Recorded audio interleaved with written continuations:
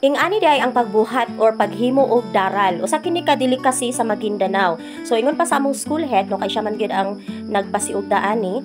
So lami kuno kaayo ni siya pang snacks. Okay, so ang mga ingredients ani bukayo no. Of course, harina ug cheese, dayon gamay nga oil para pang prito. Okay, mo ni siya ang bukayo.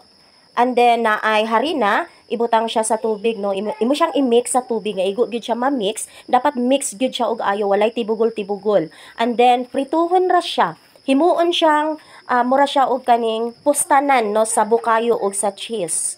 Okay. So dili nakabali mo gamit og lumpia wrapper. So katulang imo ang giprito nga harina, mao lang to ang imong i-wrapper no sa bukayo. Palamanan siya og bukayo with cheese. Okay, so lami kaayo siya, promise. So pwede na nga dili na kamo kaon og rice no. Kanina lang siya ang imuhang kanon. So bali wala lang siya sugar no ang harina, di siya butangan kay tamis naman ang bukayo. Og ang harina mixan lang siya gamay nga asin no para mutayam ang iyahang lami. Mo ni siya nga mong school head nga gwapo no. Mo ni siya ang nagtudlo na mo unsaon pagbuhat ang daral. O karon ang among estudyante sa grade 10 mo ay nagluto. Di ara ang gimix nga harina.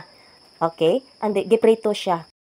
Social kayo mi og lutuanan. Wow. Again, gikan gihapon ni sa amo ang pinalangga nga school head.